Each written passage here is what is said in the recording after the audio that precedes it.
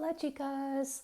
I know it's been a hot second since I've done a podcast. I have been busy living my best life in Spain, and I'm like exhaling like that because, man, it's been a little bit rainy here, which I can't complain because being from Vancouver, it's always rainy. But this is Costa del Sol. This is, sunshine territory. So when your brain is expecting sunshine and you get a ton of rain, it can be tough sometimes. But the reason I have this big exhale is I just did this huge tennis lesson, and it's awesome because I'd never worked with this tennis coach before, and there were only three of us, and he totally like killed us. I'm exhausted. I'm like, I haven't worked out like that, like done that much intense cardio in so long because there was only three of us. We played games where it was like you have to run a lot, and I'm like, for the first time in a long time, my brain was like, I don't know if I can keep going. Like I'm the one who will always run to, like even pick up the balls in between drills and exercises. I'll always be running and moving.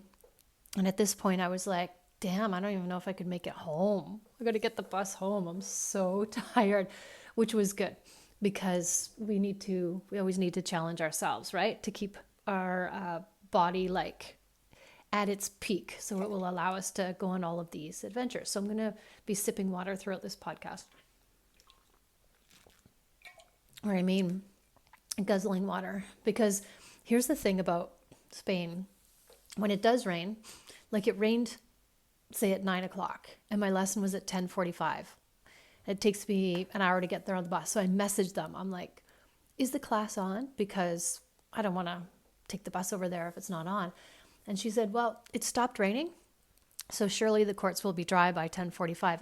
And when the actual sun comes out, it dries up almost instantly because it's a hot, hot sun. It's so crazy. And sure enough, by the time I got there, the courts were dry and game on. So that was awesome. And I'm exhausted from that. But I wanted to talk about one of the best things about my trip so far. And I think any trip I go on, and I think anything I do in life, and I think anything you do in life, one of the main things, like the most important thing, is the community, the people that you surround yourself with. And I've been gone for about 3 months, and it feels like a lifetime because when I think about all the amazing people that I've met, I think about when I first arrived here, and I'm like, damn, that was only 3 months ago. That felt like a lifetime ago. The woman whose apartment that I stayed in, she was so kind. I remember her coming and finding me because I was lost, and just so, amazing, welcoming me into her house and giving me tons of information on things to do and how to eat the grapes at midnight and all that kind of fun stuff. And then going to Valencia and taking language for 4 weeks and staying at the school and doing all the events. And I met so many wonderful people. And the thing about traveling like this is most people are transient because if you're hanging out with other people who are traveling, they're usually there for a short period of time. If you meet anyone else from Europe, they're usually there for a short period of time because it's just a hop, skip, and a jump away for them to get there. Super easy. So you really want to work on, or it's a good opportunity to work on your friend making game. Like, how do I meet other people? And I actually really enjoy building communities when I'm in a spot for a longer period of time. And I found it really easy to do. And I was just contemplating, like last weekend I went on the Caminito del Rey, which is this gorgeous trail on the side of a huge, it's a big ravine, and the trail is just built into the side of it, and then there's the river below, and it is gorgeous. And it's the only thing that I really wanted to do before I left, like touristy. And so I was going to a language school for 1 week because here's what happened. I took the language school for 4 weeks, and I'm like, God, week 4, I don't know anything. I'm going to go to Malaga and I'm not going to take any lessons. I'm just going to tennis, meet people, practice my Spanish just by doing meetups. And then I'm because I've been here for I don't even know how long, like maybe I'll do one more week. So we did another week of school. And it's interesting because when we are doing something we don't know how to do, it can be really challenging because we suck at it and we fail at it. So the challenge isn't getting better at it, because if you stick with it, you will get better at it. The challenge is what you tell yourself while you're sucking at it. That's the thing. Because I'm like, this is hard. I don't understand what people are saying. But when I went to the week of school, it was kind of like a review of what I had done the first 4 weeks. And I'm like, oh, I actually do know stuff. So that was validating for me. So if I have confidence in my brain, I'm going to speak more. I'm going to go out there and try more things. Just being confident, knowing that I do know some things. So that was good. And then after that, I'm like, okay, no mass. Like, I'm done with these 4 hour a day learning things, because they are quite intense. But when I was at the school, they offered this trip to the Caminito del Rey, which is wonderful because they organize the bus and everything, and it's cheap when you go through the school. So I went on my own, and then of course I met like 5 other people on their own. So here's my key, my super secret tip to making friends when you're traveling solo. And you can use this anywhere. You don't have to be traveling solo, but if you're by yourself and you want to make a friend, this is what I do. I look around for anybody else that's by themselves, and then I just strike up a conversation. It's super easy when you're traveling because you'll say, where are you from? That's the best starter because it's super easy. But if you are not traveling, like if you're in your city, you just come up with a nice little line that you can use on anyone, no matter where you are. Because there's usually other people who are also traveling solo, but they're usually just afraid to make the first move. So I'll just jump right in there and start chatting people up. For example, on this trip, we had to, this is the directions that you give. This is just like classic Spain. It's like, here, just go meet in front of City Hall. And then there's no other details, just a time in front of City Hall. And so there's this huge wedding going on, and the film festival is going on, and there was tons of people and lots of buses. So it's like, damn, how do we find where our bus is? And as you just look at the people, you can see that there's some people that look like they might actually be going hiking. And so I would just walk up to that person because they're by themselves and start chatting them up. And then you have like someone to chat with on the trail. But walking through the trail, I met 10 more people who were also traveling solo, because you would stop and take pictures. So you'd be around different people in your group all the time. So it was super easy to meet people on that excursion, on any excursion. So that's my number one thing, is I'll always talk to the person who is also by themselves. Another thing is I go to meetups. So meetups are an app, and you can punch in anything that you want. Like you have an interest in hiking or skipping or sewing, it doesn't matter. And they have meetups. Now, when you're traveling, it's fantastic because you'll meet a ton of other local people. And Malaga, where I am now, it's super social. Every night, every day, there's 5 or 10 things to do for anybody. Anybody can go. Everybody's welcome. So it's a super social area, super social town. Even though it's very touristy, there is a really great community here. And as I am reflecting on community, I was thinking about all the amazing people that I met on the way, like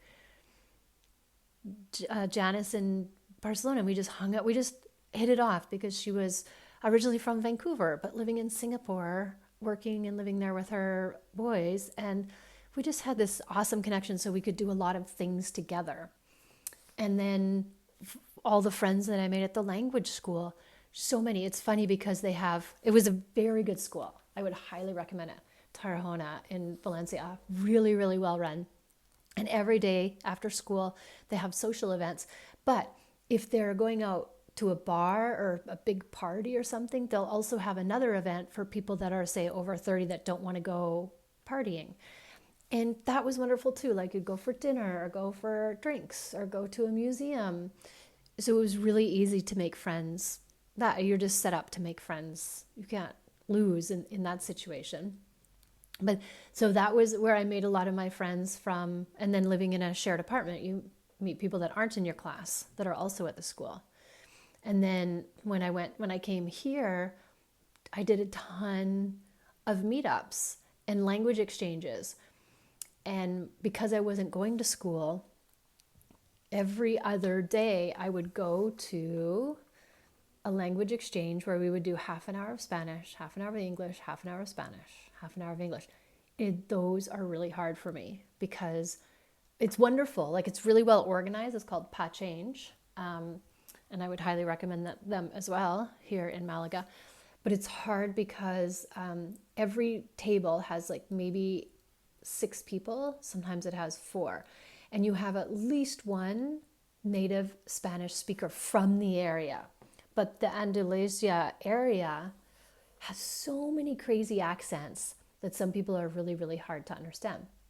And when some people come here just to chat, I think they forget that you're a learner and they just go off. And that's why it's hard to understand, is because the Spanish people just speak in one long sentence. Like, they talk fast and all the words run together.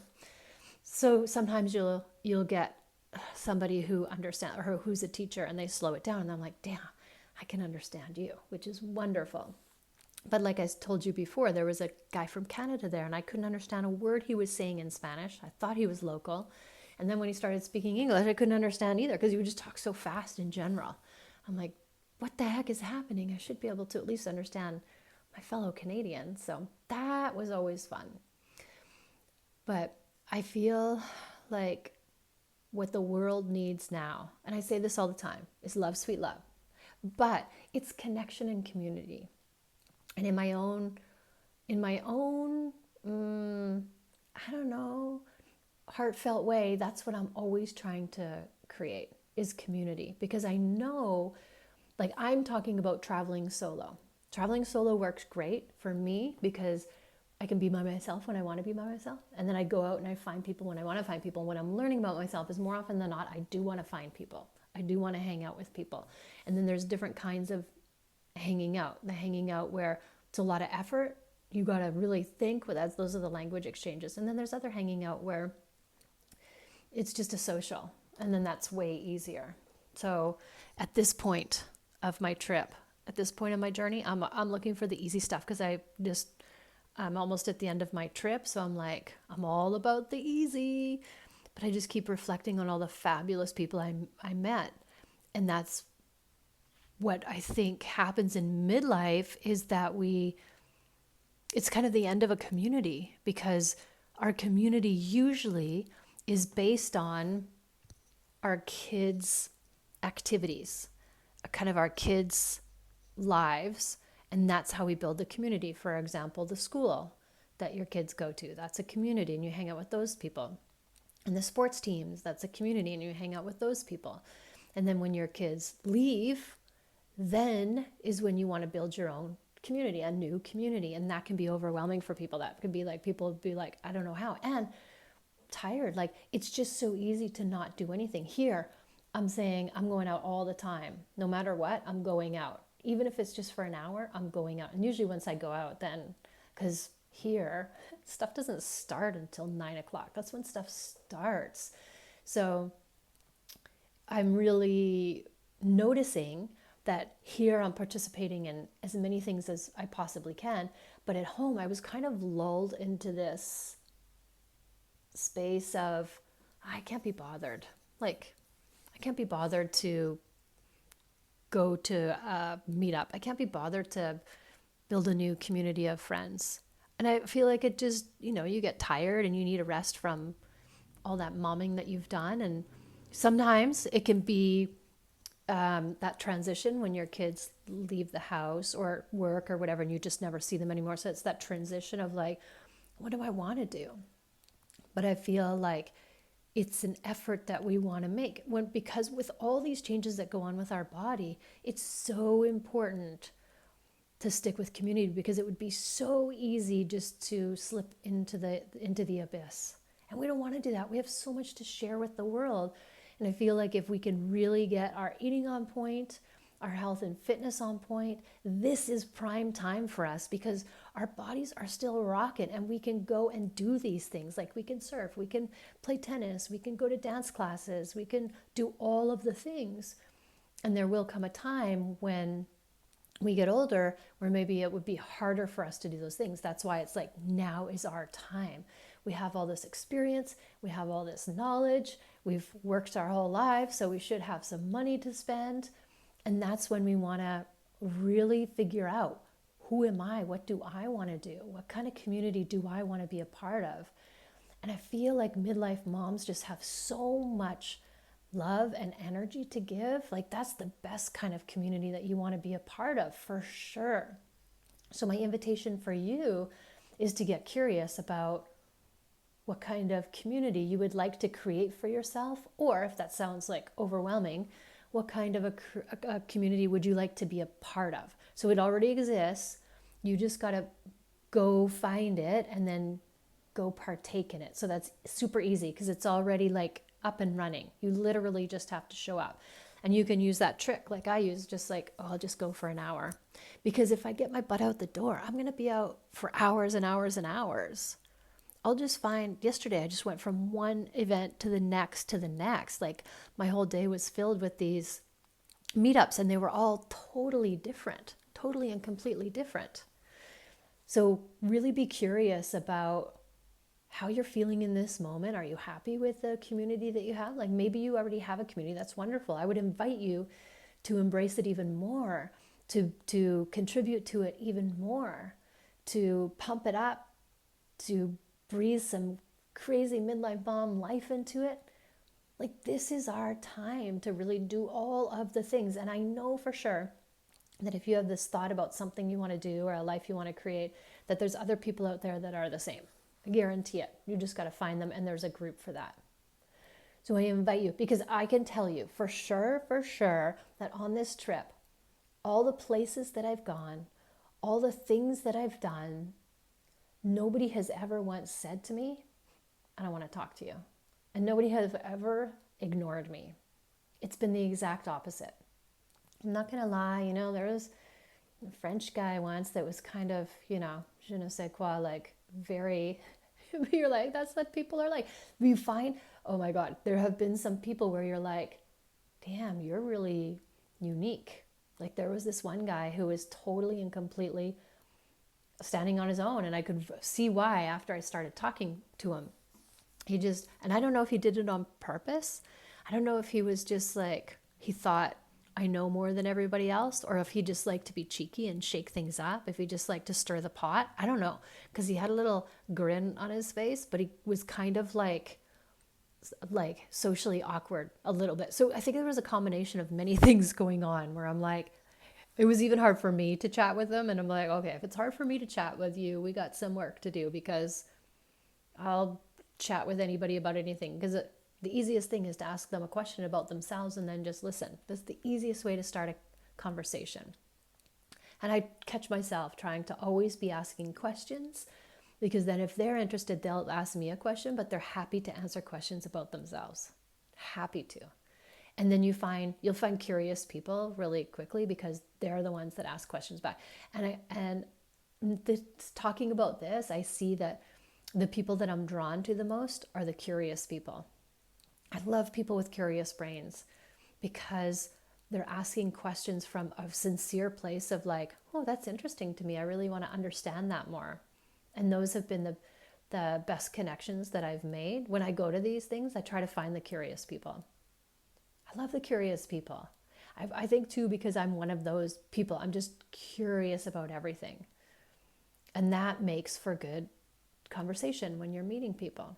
Just go up and genuinely be curious, and that's it. The cool thing about being in a foreign country is if you feel like, oh, I don't know if I could do that, or that's not really something I would do, and you have feelings about it, you're in a foreign country. Nobody knows you. You can go once and then just disappear forever. For example, I did improv the other day. Improv, like I've always wanted to do that, but I've always thought that's crazy. I could never do that. So I thought, what's the worst that could happen? It could just be the most crazy experience, but no, I'll never see these people again ever. So I went and it was awesome and I loved it. It was the same. That's how I learned about surfing. I remember my friend Bonnie being like, "You have to come surfing." And I'm like, "Oh, that sounds horrible, but I will because you're my friend. I'll try it." And then I was addicted. See, you never know what you're going to find that's really going to like light you up. It could be the craziest, strangest thing. So you never know until you try. Last weekend was supposed to be a super rainy weekend, so instead of just doing all the same old things that I've been doing, I thought I'll just organize something else to do. So I got a group together and we went to an escape room. And it was such a fantastic evening. And all I did was invite a bunch of the people that I had met, and they didn't know each other. And I said, "Here, I've booked it, let's go." And they all showed up and had a lovely time. And then after that, we went out for tapas. And then after that, we went out for drinks. And then it just turned into an awesome night. And then also organizing paddle, just like, "Hey, I want to try this," and put out the invitation to like people that I had just met, but I knew were interested in paddle or athletic or wanted to give it a try. And so that whole weekend was just full of different kinds of excursions that I had created just with random people that I met and bringing them all together.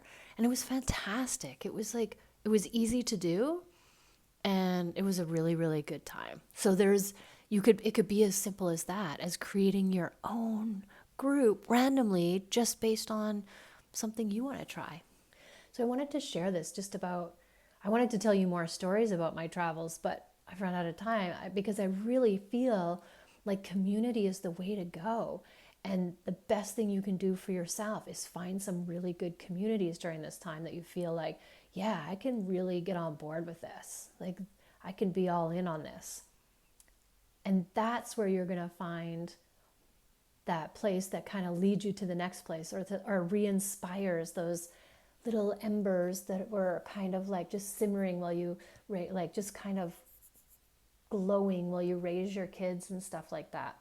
Because those passions that we had, they're still there, or they've turned into other passions, but we still are human beings that want to live our best lives. So this is how we get to really switch gears and find like-minded people that also want to do those same things. And when I get back, watch for it, because I'm going to be building more communities, because I just feel like that's what we want to be doing. Especially when the world is in chaos, we shouldn't be separating, we shouldn't be segregating, we shouldn't be fighting, we should be coming together. We should be curious. We should be supporting each other. And that's what I want to create. And I hope that you can create that for yourself too. If you need any help, you know where to find me. Thank you for listening. Always, always, always love yourself first and have an amazing day.